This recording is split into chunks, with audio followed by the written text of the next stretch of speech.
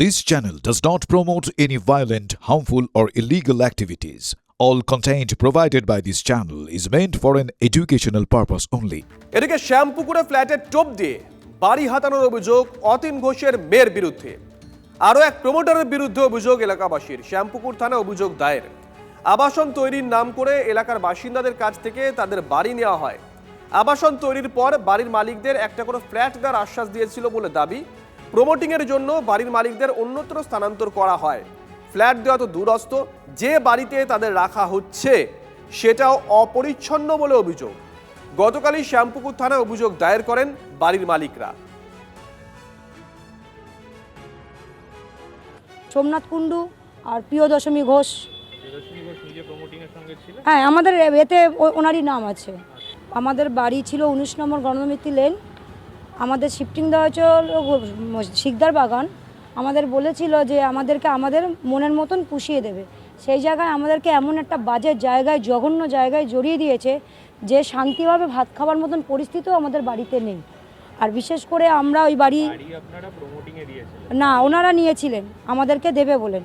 আমাদের জায়গা আমাদের দেয়নি, আমাদেরকে অন্যজনের জায়গায় অ্যাড্রেসে দিয়েছে। দোকানের মানে বিনিময়ে আমি এই টাকাগুলো দিয়েছি, কিন্তু আমাকে দোকানটা এখনও দিচ্ছে না। আমি যখনই ফোন করছি তখনই আমাকে 7 দিন 10 দিন 1 মাস করে ঘুরিয়ে যাচ্ছে। সর্বৈবভাবে ফলস, কারণ যেটা সোমনাথ কুণ্ডু করেছে সেটা হয়েছে, সেটা ও নিজের ইন্ডিভিজুয়াল ক্যাপাসিটিতে করেছে। সোমনাথ কুণ্ডু একজন পার্টনার হয়েও নিজের ইন্ডিভিজুয়াল ক্যাপাসিটিতে কারোর থেকে পয়সা নিয়ে, নিজের ব্যাংক অ্যাকাউন্ট পয়সা নিয়ে যদি একটা বিল্ডিং এর কোনো জায়গা কমিট করে থাকে, তাহলে সেটা আমাদের কোম্পানির কিছু করার নেই।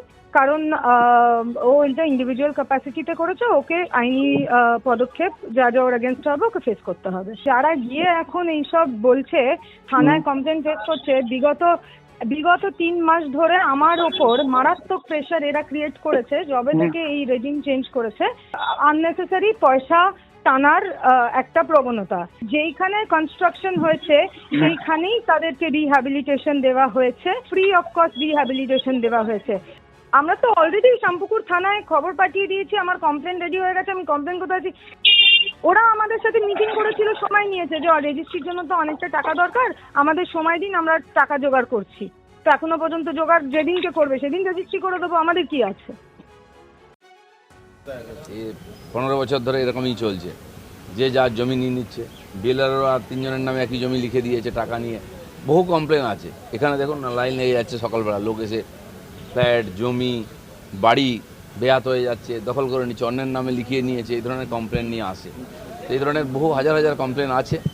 আর নেতারাও তার মধ্যে ইনভলভ হয়ে, তার আত্মীয় স্বজনরাও ইনভলভ হয়ে গেছেন। দেখছে পুলিশের হাতে অনেক কাজ একসঙ্গে, তারা এতগুলো ক্ষতি দেখতে পারছে না, কিন্তু কাউকে ছাড়া হবে না।